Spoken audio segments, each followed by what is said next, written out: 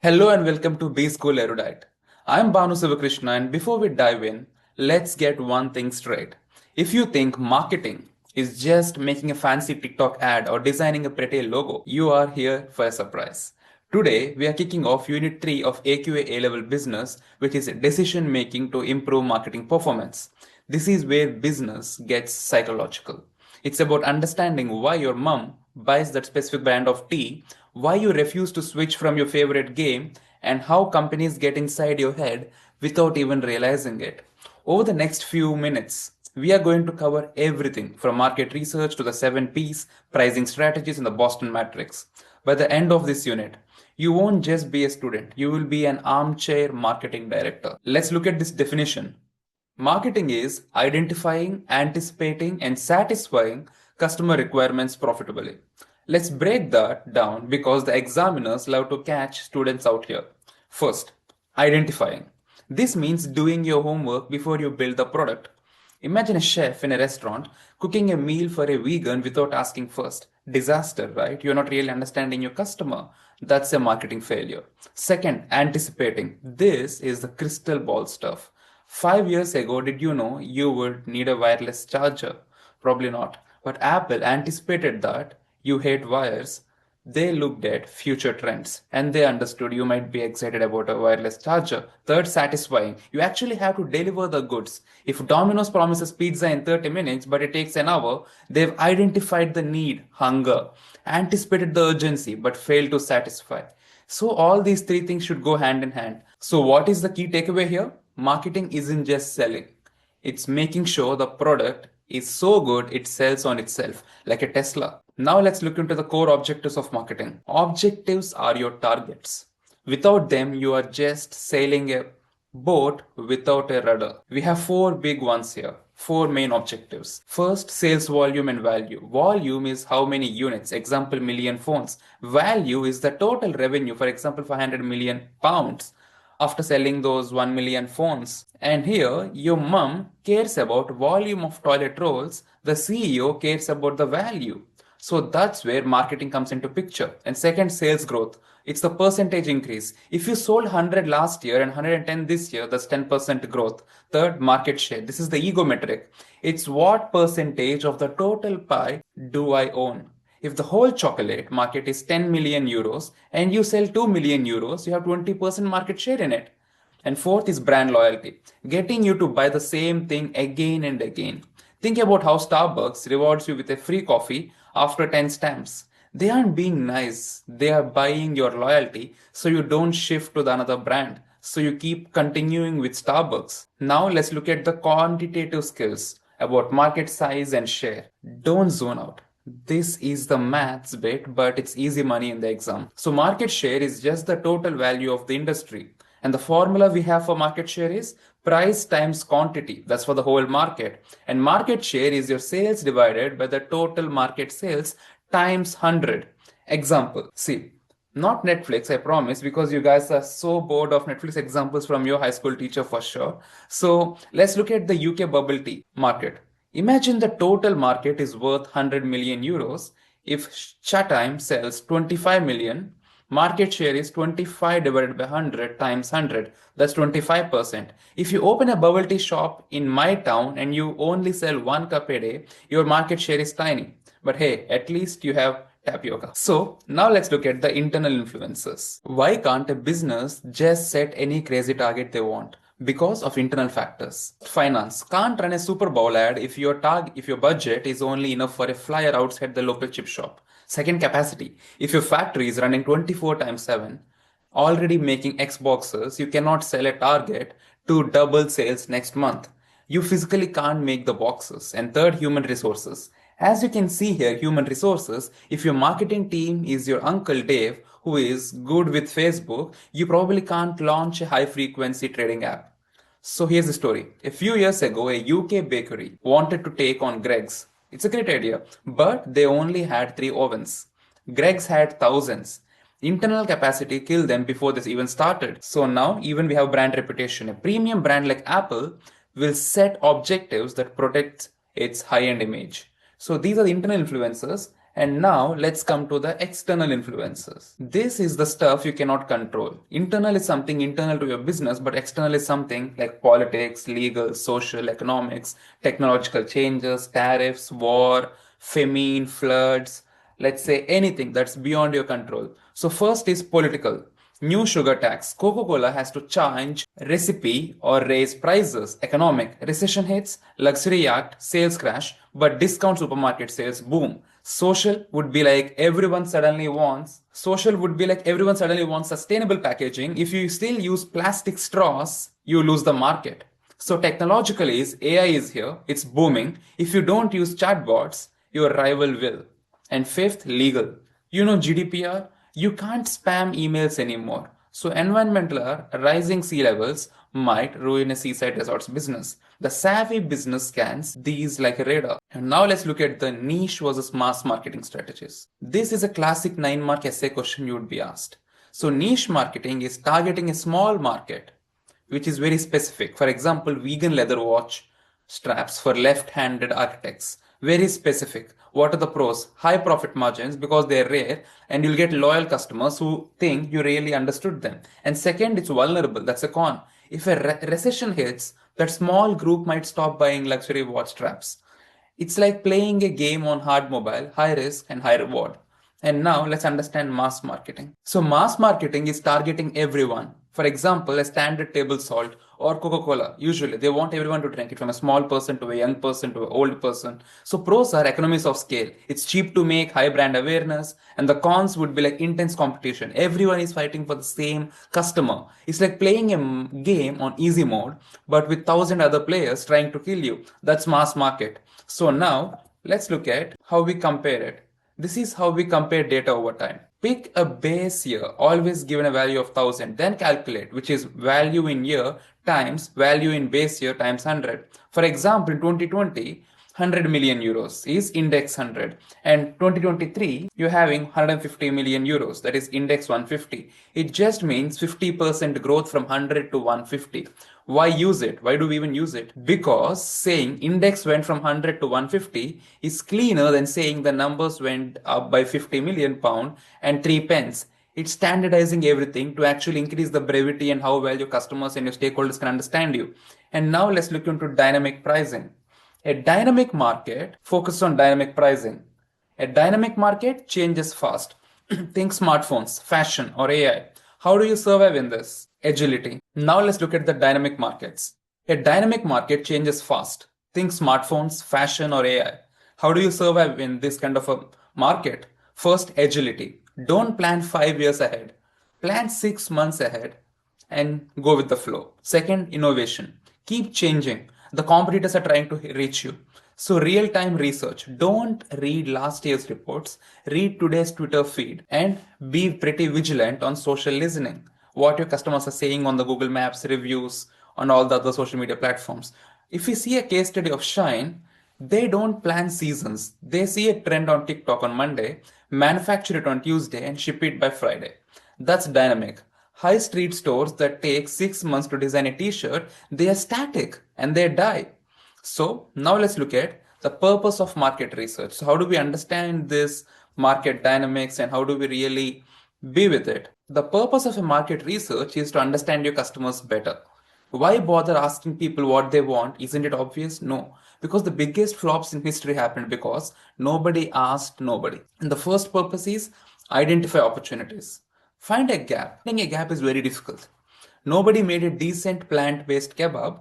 Gap found. Now Burger King is doing it into the burgers, a plant-based meat. Second purpose, reduce risk. Imagine launching a 10 million product nobody wants, but research stops that suicide mission. It tells you customers are not really wanting it, so focus on your efforts and time and resources on something customers might want more. So understand customers. Does the customer want to spend on it, or does the customer want speed, or the customer want quality? You can't give them both if you're a budget airline.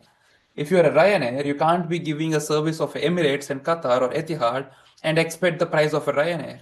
So you have to actually get to understand the customers better. Let's look at a story. There is a new Coke launched in 1985. Coca-Cola changed the recipe based on taste tests. People liked the taste, but they hated the change emotionally. They forgot the research feelings. 30 million pounds mistake. It was $30 million mistake that Coca-Cola had to face. And now let's understand primary research methods. This is fresh data. You collect it on your own, yourself. It is yours. By interviewing, by surveys, by questionnaires, by discussions. It's cheap, it's fast, but people lie. I never admit how many takeaways I actually found. It's like people lie. They don't really want to show everything about them. It's like people can lie. They don't really want to expose everything about their reality. I never admit how many takeaways I actually order because I want to say that I order mostly. I don't order or I say cook it in my home, most of the food. So people don't really say the truth always. So the way you can do a primary research is first interviews, questionnaires and surveys, and also you can do focus groups. Small group of people chatting about a product. You get deep why answers. And you can observe watching people. IKEA, you all know it, right? IKEA, you get lost in the stores because they watch you wander around like a confused penguin. So, what are the pros of this? It's relevant, up to date, and specific. And what are the cons? Expensive, takes time, small sample size might be biased. Now let's look at the secondary research. It's the desk research. This is old data. Someone else already did the hard work. You just steal it ethically. Like you see a source mentioned on Financial Times, Economic Times, Google News, or you usually say you found it on Wikipedia. That's not really credible. But let's say you found it on Economic Times, Financial Times, Bloomberg, CNBC, CNN, Wall Street Journal. That's actually finding the data from Kantar or McKinsey Insights. That is all secondary data. For example, internal records. Also, not just externally sourced. It can be an existing data, your own sales data. If you sold 500 umbrellas in June, maybe stock more raincoats. Government reports, for example, ONS, the UK government tells you exactly how many 18-year-olds live in Manchester. That's useful. Third, trade journals. Magazines for the industry, the Grocer magazine for supermarkets, the G2 and Gartner for SaaS companies, like that, competitors. Go look at the website. What price are they charging? So pros are this is more cheaper and it's faster. It's old, it might be wrong, and your competitors have the same data. That's another challenge of having secondary research. Now let's see another two types, qualitative versus quantitative. Qualitative is feelings, quantitative is fact. Qualitative is more about opinions, emotions, the why behind a reason. How do we get qualitative research? Focus groups, interviews, case studies of companies or people. So here the pros are deep insights. You find out why people hate the green packaging. The cons, small sample size. One loud mouth in the group can ruin the results. So it's like gossiping. Juicy but not statistically reliable. So qualitative is something you would use when you want to know the reasons and emotions and feelings behind a decision or behind a purchase. But quantitative is when you want numbers, stats, how many are buying it, and how many are purchased. So survey with 1,000 people. You send a survey monkey or a Google Sheets survey or a Google Forms. So this is statically valid. You can prove 73% of people prefer red. The cons here are lacks context. You know what they did but not why. So qualitative gives you the reasons behind why they purchased. For example, quantitative data can get you the information how many iPhone 17 Pros are sold, but qualitative will get you how many people really like the orange color and why they like it. So the perfect marketing mix is use quantitative to find the problem. Sales are down by 20%, but use qualitative to solve it. Why is it happening? Because the new box is hard to open. What is quantitative? Numbers, stats, how many. The method is survey with 1,000 people and you get the results. So it's statically valid. You can prove 73% of them people prefer red, but it lacks context. You know what they did, but not why. The perfect marketing mix is use quantitative to find the problem. For example, sales are down 20%, then use qualitative to solve it. Because the new box is hard to open, you find the reasons. Now let's look at the sampling methods and strategies. You cannot ask every single human in the UK what they want. It takes 1,000 years. So you pick a sample. So what is random sampling? Pick names out of a hat. Fair but expensive. You might end up with 90% grandmas when you need teenagers to study this. So, quota sampling is like I need 50 men, 50 women, fast and cheap. But the researcher might choose easy people, their friends or their acquaintances, who can give a biased opinion. And stratified sampling. This is what I like. Stratified sampling is the gold standard. If the population is 40% old and 60% young people, your sample must be 40% old and 60% young. Very accurate and very hard to organize. This is for expert researchers. And now let's look at the bias. Sample size. You ask 10 people, it's biased. Ask 1,000, it's reliable. So the question is about bias. Do you agree that this amazing product is wonderful? That's a leading question, but bad researcher, no biscuit. Now let's look at correlation versus causation. This will save you from looking stupid in an exam. Correlation is two things happen at the same time. Causation is one thing causes the other thing to happen.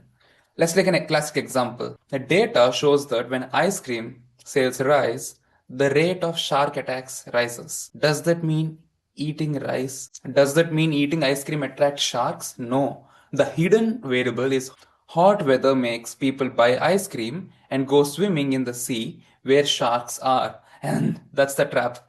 If a case study says we advertised on TV and sales rose, don't say the TV ad caused the rise. Maybe it was Christmas. Maybe the competitor went bust. Always look for the hidden variable. That's how you can make a pretty quality research. Now let's look at exploration. Now let's look at extrapolation.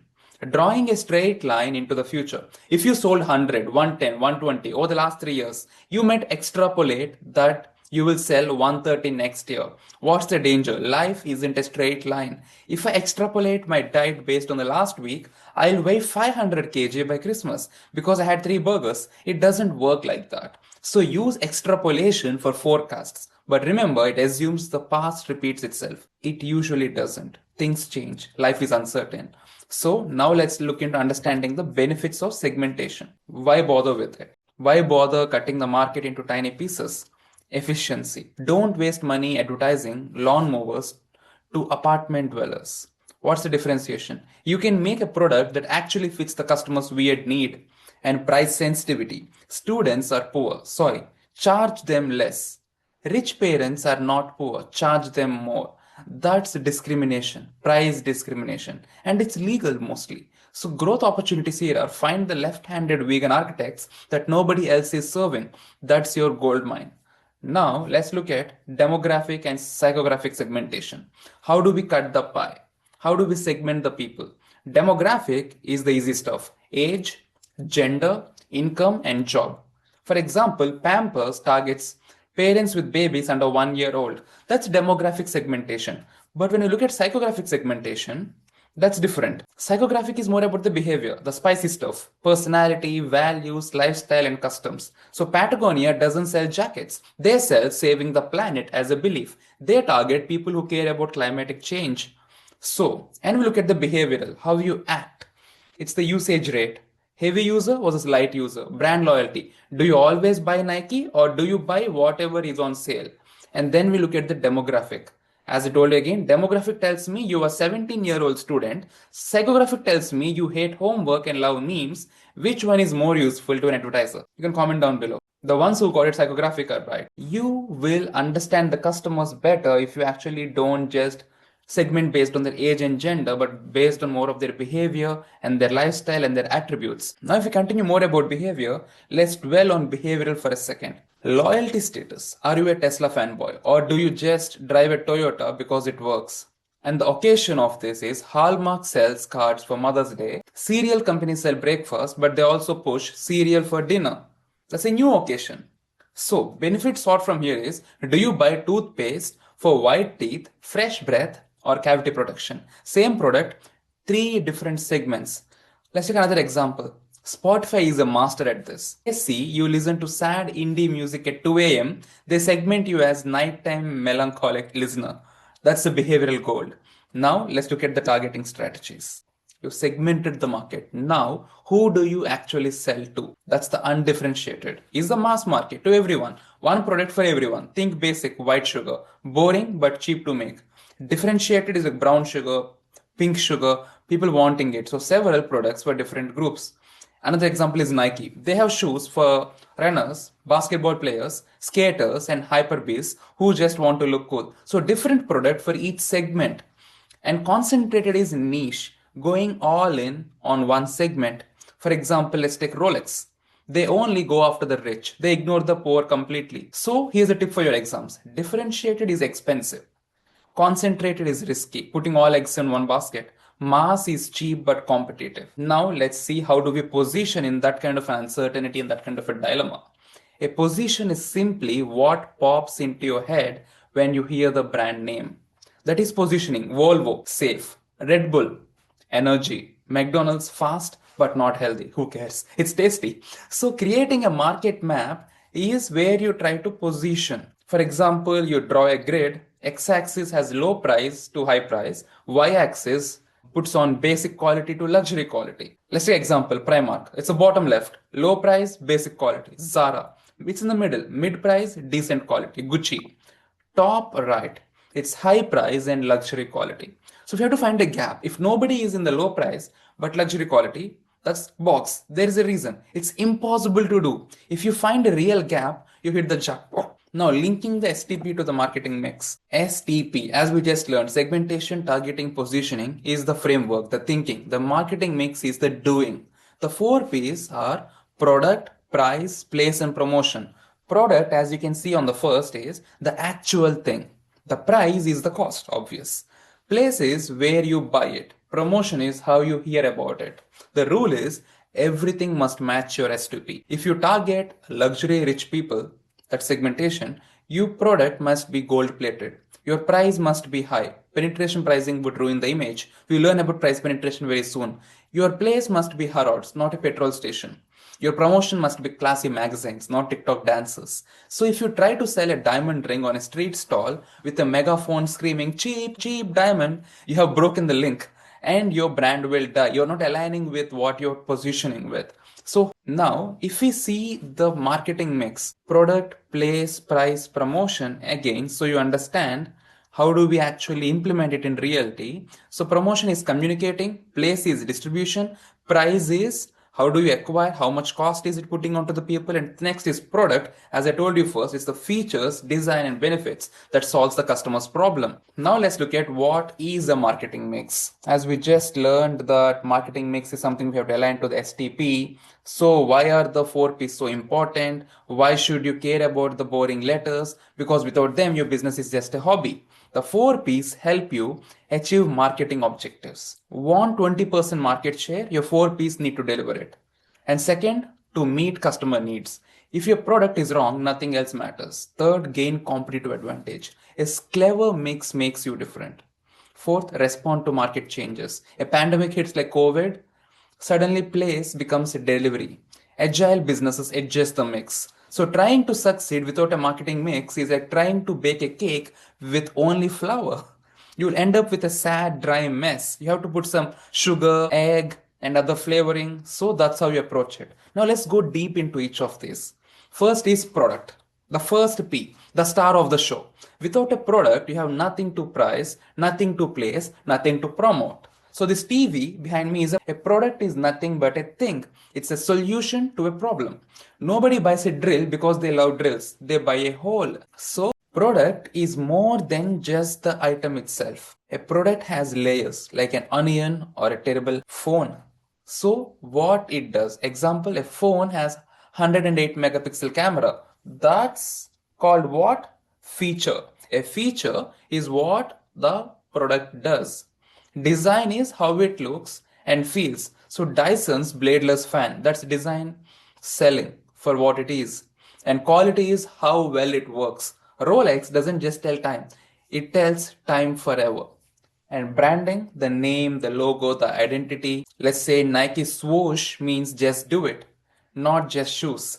So the box, the bottle, the wrapper, every bought thing, a perfume, just because the bottle looked cool, that's packaging working for you in an airport. So customer service, the support after the sale, Amazon's easy returns and refunds, that's part of the product.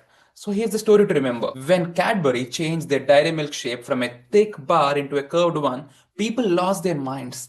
Why? Because the tangible product changed. The chocolate tasted the same, but the feeling was different. The nostalgia is not hitting anymore. Never mess with the product unless you're sure. Now let's look at the product life cycle. Products are born, just like you and me, they live, and they die. Unless you're Twinkies, those survive nuclear war. So, there are four stages of a product life cycle. The first is introduction. It's a launch day. High cost, low sales, negative profit. You're burning cash and hopping. Second, growth. Sales rocket. Competitors notice, profit appears. This is the fun part. Third is maturity. Sales peak. Everyone who wanted one has one product of it. Competition is brutal.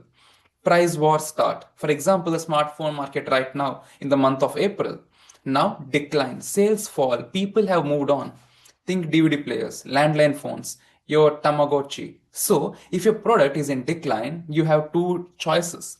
Extend its life to let it die with dignity. Don't be the person still trying to sell BlackBerry phones in 2024 when people want the Samsung flip phones, folding phones, Google Pixel, and the thinnest of Apple earphones. So, what PLC stage are they in is something you have to understand. Let's play a game. I'll give you products. Just guess the stage and comment down, and let's see if you get it right. So, self-driving cars. Still expensive, still weird, still a few crashes. It's high R&D and low sales. Second, landline phones. The growth is declining. Your grandma might have one, but you don't. Electric vehicles. The growth, sales are up. New models every month, but charging anxiety is real. Fourth, smartphones. We all like it. It's in maturity. Everyone has one. Innovation is just better cameras and slightly faster processors. So, if you're selling a product in maturity, don't panic. That's where cash cows live. Just don't expect to become a millionaire overnight. Here are the answers. We are done with product, the first P. Now let's move to the second P, the price. Let's talk about the only P that makes you money. The rest would cost you a lot. Your price is what customer pays, but it's also a signal. A high price says luxury. A low price would say bargain basement. A weird price says we don't know what we are doing. So we have to understand what exactly are we creating for the value exchange. So price depends on three things. First, it's a cost. If it costs you 10 euros to make, you can't sell it less than 5 euros unless you're a charity. Second, competitors. If everyone else is at 15 euros, going 30 euros is bold. So going 5 is a price war. So customer perceptions, this is the magic. A bottle of water is 50 cents at Tesco, but 5 euro at a musical festival. Same different perceived value. Price is the only time psychology beats maths. 10, let's say 9.9 euro feels significantly cheaper than 10 euro. We all know it's a trick. We still fall for it. We feel like it's just 9 and few more, but it's almost 10. So, price capturing value. Let's have a quick recap of the basic strategies we discussed in the previous minutes. So, cost plus, it's adding a markup. Simple, safe, and boring pricing. Second, competitive. Match the market. Also safe and also boring. Psychologically, as I told you, the 9.9 euro thing was 50 pound, now 30 pound. So this is where the fun begins. If we see price skimming, this is very interesting. Skimming is for the cool kids. Set a high price first, then lower it over time. When to use it? New technology, unique product, strong brand, no competitors. And the benefits are high profits from early adopters, recopes R&D fast. And the drawback? Attracts competitors, pisses off price sensitive customers. Let's look at a case study on the right hand side. Apple iPhone. First iPhone was $600, insane, but hardcore fans paid for it. Then prices dropped. Now you can get an old iPhone for free with a contract. Skimming in action. Skimming is like selling concert tickets. Super fans pay VIP prices. Everyone else waits for the cheap seats. Now let's look at price penetration pricing. The opposite of skimming. Go low first, grab market share, then raise the prices later. When to use it? Competitive market. Price sensitive customers. You want mass adoption fast. For example, the benefit would be rapid market entry. Discourages competitors. They can't match your low prices. It builds loyalty. But there's a drawback. Low profits initially, hard to raise prices later without losing the customers who are used to the cheap affordability. If you see case study of Netflix, when Netflix expanded globally, they charged almost nothing, like 5 euro a month. They lost money on every subscriber, but they killed competition now. 15 pound a month and rising, and you still pay. Penetration pricing is the business version of a drug dealer's first hit. Cheap at first, then you're hooked, you're addicted, and then you keep continuing with it. And also a warning, do not fall into those traps. I'm not talking about price penetration, I'm talking about drugs and stuff. Being high school kids, there is so much of things happening around. Just be healthy. Now, competitive pricing. The lazy option. Just match what everyone else is doing. When to use it? Mature markets. Little differentiation, but many competitors. It's safe, it avoids price wars, and it's easy. And there are drawbacks also. No control. You are a follower, not a leader. Leaves money on the table. And if you see a case study of supermarkets, Tesco, Asda, Sainsbury, all watch each other's like hawks. If Asda drops the price of milk, Tesco matches within hours. Nobody wins, but nobody loses either. Everybody survives. So competitive pricing is the business equivalent of wearing the same outfit as your friend. Safe but boring. At least your friend has good fashion sense. You can just follow with that. Psychological pricing. This is where we get inside the customer's head. Let's say it's charm pricing, 9.9 pound instead of 10 pounds. Our brain reads 9 and thinks much cheaper. But it's stupid, right? And it's also effective. So bundle pricing. So meal deal, drink, crisps for 4 euro. Separately, they would cost 6. You feel smart. The business moves more stock. Everyone wins. And the story here, when Poundland tried to sell things for 1.25 euros, customer rioted. Not literally, but sales dropped because Pound is psychological. They eventually had to rebrand the Poundland. Now, with more value, psychology always wins. You call it Poundland, and people start expecting everything for a pound. It's like in Canada, there is a Dollarama which sells things for a dollar. Now, let's look at the next P. Place is not a physical location as you might be thinking. Place is how does the product get to the customer. It's distribution, logistics, and channels. You can have the best product and the best price, but if nobody can buy it, you're just a hoarder with a warehouse. So, place is getting it to the customer. What are the place covers? First, channels. Direct. You sell or indirect. You use retailers or wholesalers and distributors. Logistics. It's a storage, transport, inventory. And location, physical shops, website, and app. If you sell ice cream, your place better be near a beach in July, not an industrial estate in December. So place matters. Where you're selling it, to whom you're selling it, through which channels. And now let's look at the channels of distribution as I told about that. So channels of distribution is like first direct or indirect. So direct is manufacturer. For example, Dell selling laptops on their website. One stage is like manufacturer to retailer to consumer. Example, Nike sells to JD Sports, JD sells to you. Another thing is two stage, where the wholesaler, retailer, consumer. Small soap maker sells to a wholesaler who sells to corner shops. More stages mean less profit for you, but also less work. It's a trade-off. Now let's look at direct versus indirect channels, indirect distribution channels. So, a direct is you control everything. Higher margins, but you pay for marketing, shipping, and customer service. If you see Tesla, it has no dealerships, you buy from Elon's website, and it's indirect. You use middlemen, less control, lower margins, but huge reach. For example, for indirect is Coca-Cola, sold in every corner shop on earth. What's the story here? When Gymshark, you all know Gymshark? So Gymshark when they started it, they sold only through their website. There's direct, then they got to so big, they moved into self-riches. Now they do both. That's a smart way of approaching the channels. Now let's look at a case study of Starbucks doesn't just sell coffee, they sell access and experience. What is the strategy here? High concentration. In cities, sometimes two Starbucks on the same street. Inside airports, supermarkets, even hospitals, and pre-packaged coffee in supermarkets, delivery via Uber Eats, Swiggy, Zomato, Glovo, Bolt, and everything. Why? Because the easier it is to get coffee, the more you buy and more you get addicted to it and more you get habituated to it. They've turned coffee from a treat into a habit. Starbucks' place strategy is so aggressive that if you're lost in a foreign city, just look for a green mermaid. There's always one within 200 meters. That's what even Japka does. In Poland, you find a Japka everywhere. That's the place. Now, it's about convenience, but now we come to promotion. The loudest P. Promotion is how you tell the world we exist and you want this. So, promotion without a good product is just noise, but a great product without promotion is a tree falling in an empty forest and nobody hears it. So, how should we approach promotion? It's about creating awareness and desire. Promotion does two things. First is awareness. I didn't know that existed. And the desire is I need that in my life right now.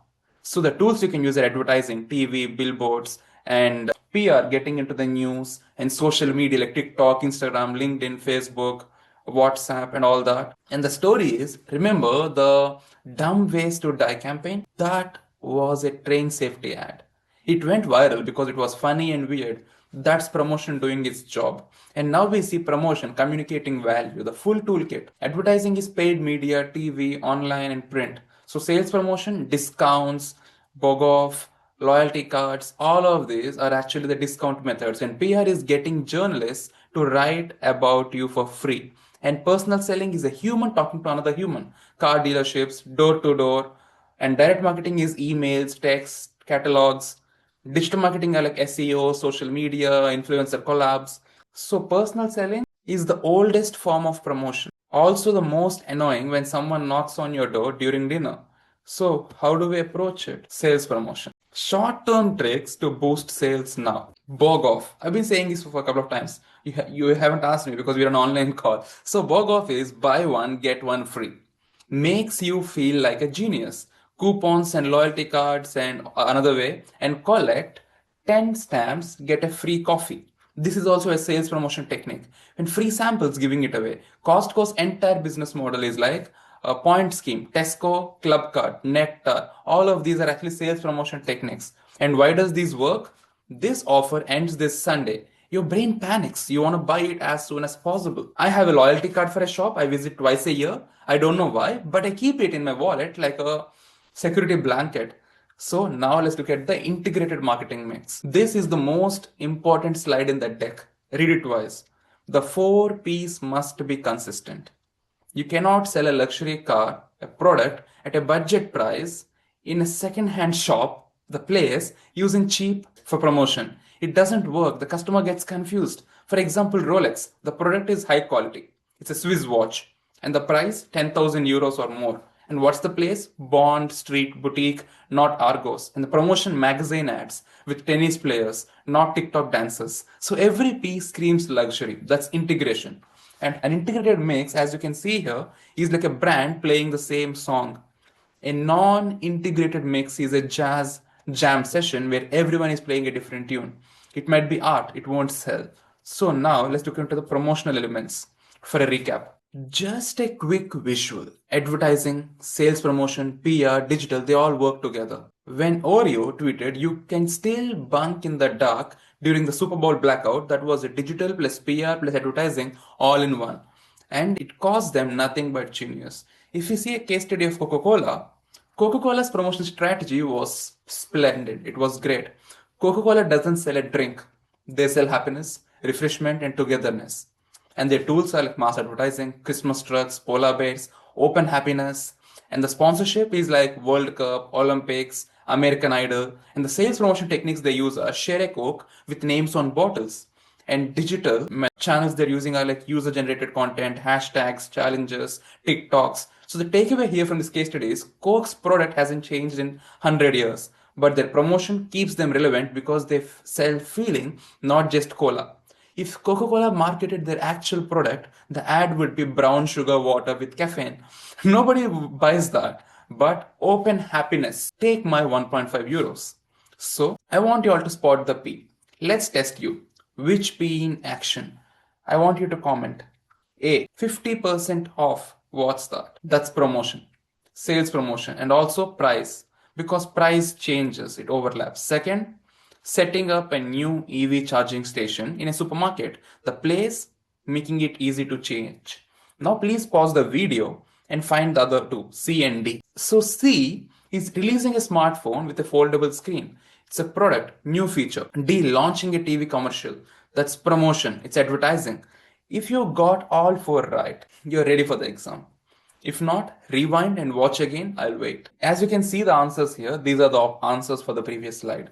Now let's look into marketing mix makeover. Here's a challenge for you to think about. If you're with your class friends, a traditional family bakery makes amazing bread, but young people don't come. How do they use the 4 P's to attract students and young professionals? So I want you to brainstorm the product, vegan pastries, build your own sandwich kits, branded reusable cups, and the price, student discount, happy for unsold bread, loyalty app. And the place is online delivery, pop-up at universities, better Wi-Fi and seating. This definitely attracts the youth with Wi-Fi and better seating. And promotion, TikTok videos of bread being made, local influencer collabs, sleek new logo. So the key insight is promotion gets attention, but product and place gets you relevance. You need all four. For example, a bakery that only sells white sliced bread to pensioners is not a business. It's a time capsule. So as we just covered these points, more detail about if you see how the four piece overlap. If you add vegan pastries, the product, you might also offer a discount for students. That's a price thing. If you offer delivery, that's a place convenience. You should promote it on Instagram. That's promotion. They all put together makes a good marketing strategy. Trying to change just one piece is like getting a haircut and hoping it fixes your entire life. It helps, but you need the whole package. Now let's look at the next slide where we recap the interconnected four P's. Let's log this in. Let's remember the four P's. Consistency is key. A luxury product needs luxury price, place, and promotion. And the dynamic and adaptable, when the market changes, a four piece change with it, as we discussed about Lidl, Aldi, and Argos. Targeted market focused. Every decision starts with who are we selling to? When McDonald's raised, people wanted healthier options. They didn't just change the product. For example, adding salads. They changed promotion, advertised Happy Meals with fruit. They changed place, put calorie counts on menus. The whole mix moved together. Now, the extended 7 P's. We have done the 4 P's, product, place, price, and promotion. You need 3 more. People, the staff. A rude waiter ruins a €100 meal experience in a fancy restaurant, in a fine dining restaurant. So physical evidence, the lobby, the uniforms, the website design. You can't touch a hotel stay, but you can touch the fluffy towel. Third, process. How easy is it to book, pay, and complain? Amazon's one-click order, that's a process excellence. If you see example of Riz Hotel, the product is a bed, same as Travelodge. People, butlers, porters, chefs in tall hats. And the physical evidence is chandeliers, marble floors, fresh flowers. And the process, champagne on arrival, turn down service, easy checkout. That's why it costs €500 a night. And why people pay it? The 7 P's are the difference between a burger and a dining experience. One fills your stomach, the other fills your Instagram feed and your Snapchat streaks to your friends. So, alright, future marketing directors, we have covered the foundation, what marketing is, how to research it, how to segment it, and the famous 4 P's and 7 P's. Now, we are going to get into the juicy stuff, pricing strategies, the product lifecycle, the Boston Matrix, and how to actually launch a product without blowing up the company. Till now, we sliced and diced the market like a master chef. Segmentation, targeting, positioning, and the 4 P's and the 3 other 7 P's total together. Now it's time to build the actual product. Slap a price on it, get into people's hands, and make sure they actually buy it. Product core, which is core versus tangible versus augmented. A product isn't just a thing. It's a 3-layer cake. The core product, this is the real reason someone buys. A drill? No, they want holes. A hotel room? No, they want a beautiful sleep. A car? No, a transportation. Nobody buys a mattress because they love springs. They buy a good night's sleep, a comfortable sleep with the loved ones. We want to sell that experience. And the tangible product is the second layer. This is the stuff you can touch. The brand name, the design, the packaging, the features, that shiny phone box, that's tangible. The red can of Coke, tangible. The augmented product, this is the extra stuff that seals the deal.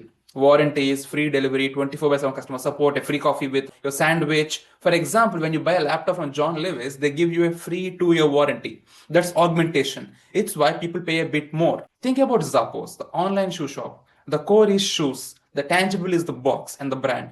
The augmented, they let you order one pair, try them on, and return them for free. Even a year later, that's so good that people tell their friends. Augmentation creates word of mouth and you reach more people in a good way. Now, let's look at the product life cycle, which we already discussed, I believe.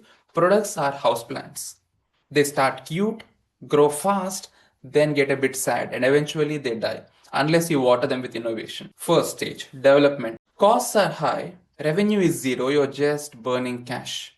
Introduction, launch day. Sales are low, Because before you actually introduce the product, you have to launch it. You have to develop it. Sorry. Before you introduce a product, you have to develop it. Then you come to the introduction phase. Development phase is before the zero. Introduction is launch day. Sales are low. You're spending a fortune on promotion. Profit is negative. This is the please just buy one at least kind of a phase. Then growth. Sales shoot up, competitors notice it, and profit starts to appear. This is the fun part. And now maturity. Sales peak. Market is saturated. Everyone who wanted one has one product of it. Competition is brutal, price wars start, and then comes the decline. Sales fall, people have moved on. Think DVDs, landline phones, fidget spinners. How do we prevent this decline? We can follow some extension strategies are like changing the packaging, find a new use, reduce the price or rebrand, or a classic example of Lucozade. Originally a sick drink for hospital patients, then they rebranded as an energy drink for athletes. Sales went from deathbed to rocket ship. That is genius, I would say. And missing syllabus here is Anshoff matrix. This is the perfect time to mention the Anshoff matrix that you would be finding actually in the next year, Unit 8 and Unit 9 of AQA A Level Business. But now for AS students who are not really going to AQA, you don't really have to worry much about that. But if you mention in the answers, it can really help you for the AS exams as well. Anshoff matrix is a 2 into 2 grid, existing and new products versus existing versus new markets. So before we come to Boston matrix, I want to give you a little more understanding of the Anshoff matrix. So as I told you, first is market penetration. Sells more of the same to the same people. Product is new product development to existing market. For example, an iPhone and market development, one product to new country. For example, selling Greg's in France. And diversification is new product to new market. Coca-Cola selling clothes. High risk and high reward. So the PLC and Anshoff matrix often come together in exam. If your product is in decline, you can either extend its life through penetration or launch a new one, that is through product development or market development. So now we come to the Boston matrix. Then you have a portfolio of products. Some are heroes, some are embarrassing. The Boston matrix helps you decide which to fund and which to fire. We have 4 boxes here. Stars. High market share, high market growth. These are your winners. They make lots of money, but they also need lots of investment to stay ahead. For example, Tesla's Model Y right now. Huge share, growing market, keep pouring money into it. Second is cash cows. High market share, low market growth. These are the old faithfuls. They don't need much investment, but they print cash. You milk them to fund your stars. For example, Microsoft Windows. It's everywhere, but the market isn't growing fast. But every PC sold gives them cash. Now I have a question marks. Low market share, high market growth. These are the risky babies. They could become stars or they could flop.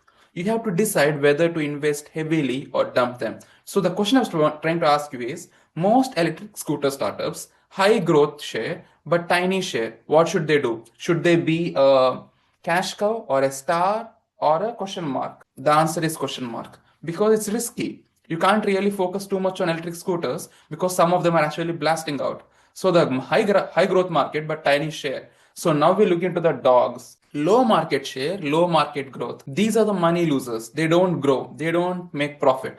Get rid of them. For example, Nokia feature phones in 2024. Just let them go. The Boston matrix is basically a farm. You milk the cows, you feed the stars, you gamble on the question marks and shoot the dogs. Harsh, but business is business. That's how the BCG matrix has been designed. Now let's come to the new product development, NPD. You don't just wake up with an iPhone. There's a process to actually develop using design thinking and other methodologies. First stage is idea generation. Brainstorming, like staff, customers, weirdos on Reddit, get all the ideas. Second, screening. Filter out the nonsense. A chocolate teapot, rejected. A phone that bends, that became Bendgate fiasco, should have screened better. Third, prototyping. Build a rough version. Test it with real people. Watch them struggle to open it. Find their pain points. Fourth, test marketing. Launch in one small city. If it bombs in Bristol, don't take it to nationwide. It saves millions. So James Dyson, built over 5,000 prototypes of their first vacuum cleaner. First 1,000, most people would have given up at 10. That's commitment or madness, but it worked. So prototyping and test marketing is very important. Now we come to branding and brand equity and differentiation. A brand is not a logo. A brand is a gut feeling. Brand equity is the extra money people will pay for that name. A plain white t-shirt, 5 euros. A Ralph Lauren or a Lacoste white t-shirt with a tiny horse logo or a crocodile logo, 50 euros. That 45 difference, I would say, is the brand equity. You're paying for the feeling, the status, the quality, and the belonging. So the differentiation here is what makes you different and better. It could be performance, the USP, the unique selling proposition. It could be like a Volvo for safety. It could be design for James Dyson. For the Dyson, it's cool looking thing. It could be service for Zappos, it's free returns. It could be just the story. Tom's, buy one, give one. If you say we have the best customer service, but you put people on hold for 45 minutes, that's not differentiation, that's a lie. So Lush Cosmetics, they differentiate on ethics. No animal testing, minimal packaging, fresh ingredients. Their brand smell like a protest march mixed with lavender. So people love it. Now we come to pricing strategies and elasticity. Pricing is psychology, as I told you earlier. Get it wrong and you're either leaving money on the table or scaring everyone away. And the main strategies we can follow here: price penetration and price skimming. Just as a quick recap. Now, before we go to price elasticity of demand, this is where you have a little mathematics involved in the entire thing. As I told you about price penetration, price skimming, just think about it, and also about competitive pricing, and also so that you understand how to, and cost plus, so you understand this. And now we come to price elasticity of demand. This tells you if I can change price, do customers run away or stay? The formula is percentage change in quantity demanded is divided by percentage change in price. If the answer is greater than 1, ignoring minus sign, that is minus sign, elastic. So small price change is equal to big demand change. For example, Coca-Cola. If it goes up 10%, you might buy Pepsi. So don't raise price for something like Coca-Cola. Even if you increase 1 euro or 1 cent, the demand for Pepsi would increase on the other hand. If you increase the price of Sprite, thumbs up, 7 Up could increase. So if the answer is less than 1, that is inelastic, price changes, demand barely moves. For example, let's say petrol, insulin, electricity, the basic needs, you need it. They can raise price and you just cry and pay. Income elasticity of demand. For example, let's say this. Now we come to the income elasticity of demand, as I told you. How does demand change when people get richer? Luxury goods, where the YED is greater than 1. Income up 10%, demand up 30%. For example, designer handbags. If your city, the people's income is high and it's increasing, for example, Switzerland, Paris, and Madrid, Milano, this is something applicable there. So normal goods, on the other hand, YED is 0 to 1. Income up 10%, demand ups only 5%. For example, basic bread, no matter how rich the people would become, they wouldn't be paying too much high for a basic bread they can get in any shop. So inferior goods where the YED is negative, income up and demand down. Instant noodles, when you get a pay rise, you switch to real pasta and you give up on instant noodles. So if people are becoming more rich in a city, the people buying instant noodles would actually reduce. If you're selling luxury yachts, you want a booming economy. If you're selling own brand beans, you want a recession. So know your YED. Now let's look into promotion. ATL, BTL, and promotional mix. Promotion is how you shoot about your product into the market, how you shout loudly about that. So above the line is mass media, TV, radio, billboards, and newspapers. You shout at everyone. Expensive but huge reach as you shoot the product into the market, into their ears. And below the line is targeted direct stuff. It's emails, direct mail, PR, social media ads, loyalty cards. It's cheaper but more personal and tries to get into their hearts and not too much into their ears and minds like the previous one. So the promotional mix here is a combination of tools. For example, advertising, public, and public relations, free if you're lucky. A newspaper writes about you. Sales promotion is 20% off, buy one, get one. And direct marketing, as I told you earlier, is text messages, emails. And personal selling is a car salesman talking to you. As I told you about a story, like let's say Dollar Shave Club launched with a hilarious YouTube ad, ATL-ish but cheap. That ad went viral. They barely used TV. Their mix was digital and PR. Disrupted Gillette. Then Unilever bought them for $1 billion. Not bad for a startup, right? So digital and viral marketing is something we have to understand the strategies the modern marketers are using. Digital marketing is not just posting on Instagram like your high school internship. So digital marketing is a lot more like search engine optimization. Get to the top of Google. Social media ads, Facebook knows you searched for hiking boots. So you personalize that. Email marketing, annoying but effective.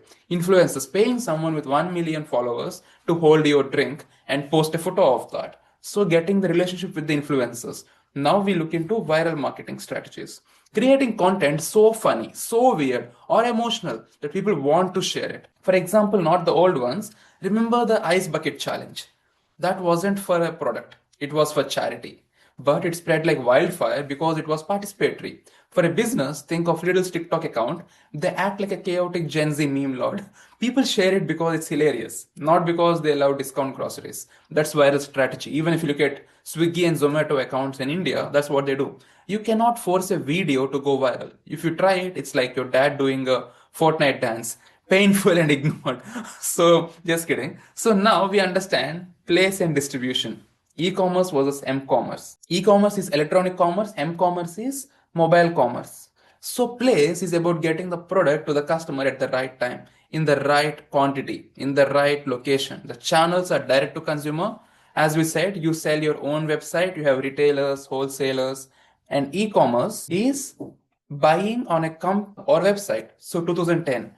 M-commerce is buying on a mobile phone as we have today, usually via an app. Most online shoppers now happen to be on phones more than laptops. So the pros of digital distribution are global reach, 24 by 7. A kid in Cornwall can sell handmade bracelets to someone in Tokyo and lower overheads, no expensive high street rent. And the cons are delivery costs, returns are nightmare. People order 3 sets of shoes and send 2 back. That eats profit. The story here is ASOS grew huge because they mastered m-commerce. ASOS, the app is slick. They offer free returns and they even have a try before you buy scheme. Place is no longer a shop, it's your pocket. And now we see people, process, and physical environment, how that's coming into picture. The 3 P's, as we discussed, the 7 P's total framework, is how you double it. You double down because services are tricky. People, your staff, are the product. A rude waiter ruins a €100 meal. A cheap call center agent saves a subscription. Process, how easy is it to get a refund? How does the queue take? Amazon's one-click ordering is a process masterpiece. And physical environment, to recap it, the smell of a Lush store, the minimalization of an Apple store, the sticky floor of a nightclub, all physical evidence that shapes your feeling. For example of this is a Premier Inn. They guarantee a good night's sleep. The process is simple. Book online, arrive, clean room is ready for you, quiet corridor, breakfast is there. The people are trained to be friendly but not annoying. The physical environment is boring but functional. It works because all 7 P's align. As we understood the 7 P's, integrated marketing, all should work together. As we studied about the Rolex thing before, what your brand promises is the 7 P's aligned to it.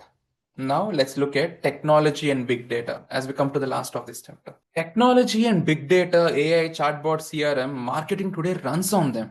For example, data. Big data, millions of transactions analyzed to spot patterns. For example, Tesco, Clubcard. Data about you tells them you buy nappies and beer together. So dads on late night shop. They use that to place offers. And AI and chatbots, automated customer service, you call them and they always tell you what do you want to speak, English, Telugu, Spanish, French, American, for example, Latino language like Spanish or what. So saves money, but sometimes a chatbot is useless and makes you want to scream. So programmatic ads, algorithms buy ad space in milliseconds. You search for running shoes and suddenly every website shows you running shoes. It's creepy. Yes, but effective very much. You want to buy from one of those apps very soon. So CRM is customer relationship management. Systems that track every interaction with the customer.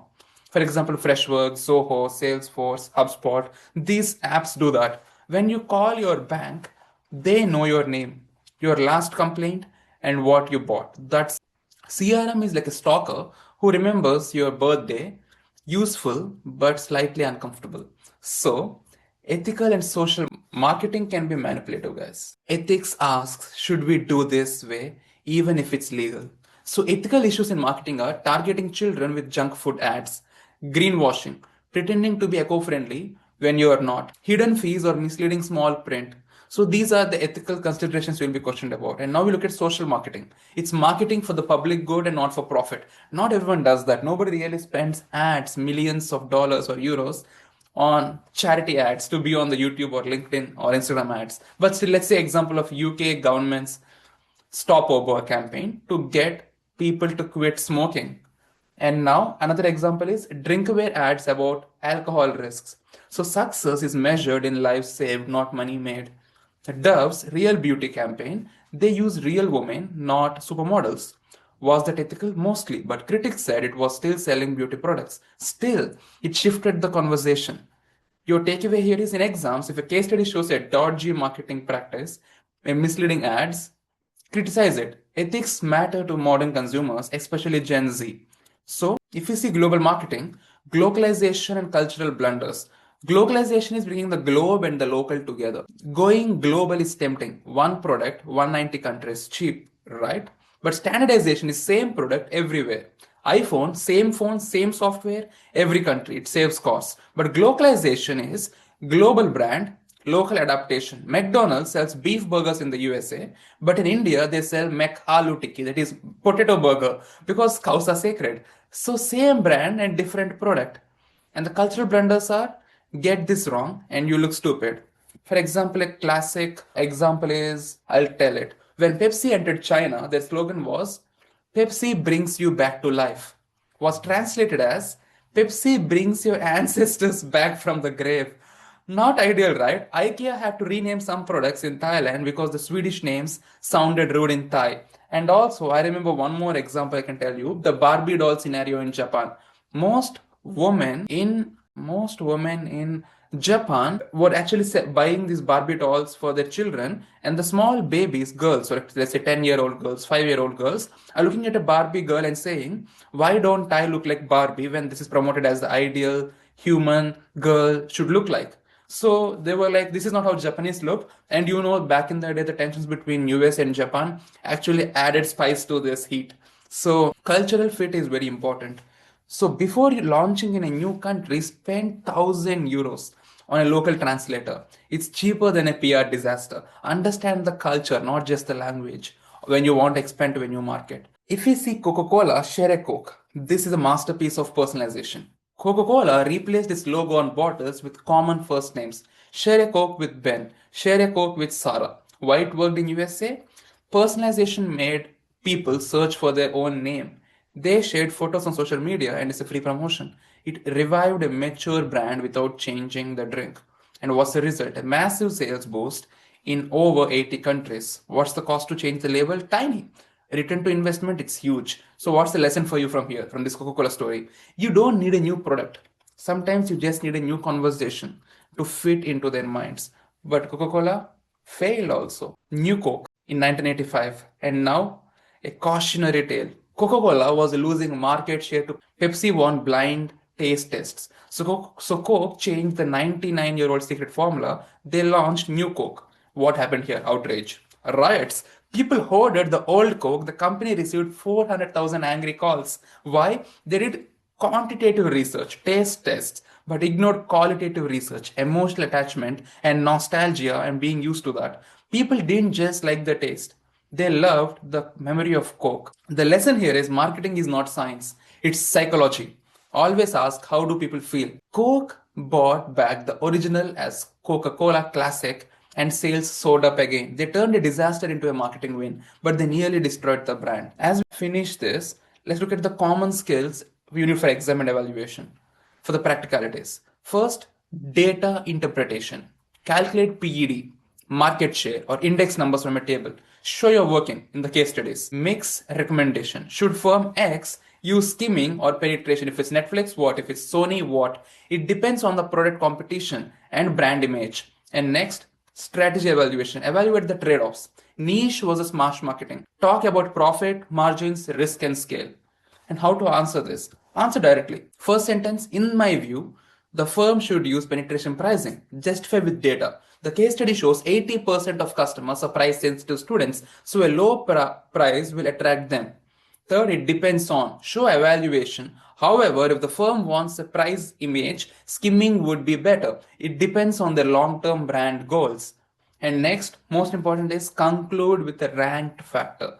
Ultimately, the competitive environment is the most important factor because so and so reasons. So don't just say it depends and stop. That's like saying the weather might be nice or rainy. You need to say what it depends on and why it depends. Let's have a conclusion checklist. We've covered a lot. Make sure you can define marketing objectives and calculate market share and growth first. Second, distinguish primary versus secondary research, qualitative versus quantitative research. And next, explain sampling and avoid correlation, causation traps. Then STP, segmentation, targeting, and positioning, the 4 Ps and the 7 Ps. Draw and interpret the product life cycle in Boston Matrix. Anshoff Matrix is optional if you're AS student, but for A levels, you would need it next year. So calculate PED and YED. Recommended pricing strategies, penetration and skimming and cost. Evaluation, ethical and global issues, cultural and ethical fits. So my final words are, Unit 3 is huge, but it's also the most fun because it's about stories. It's about people. Keep asking yourself, why did I buy that? The answer is always marketing. And finally, I am Banu. Thank you from B School Erudite. Like, subscribe, and tell a friend who needs to pass in this exam. See you in Unit 4 Operations. Thank you so much. Good luck with your exams.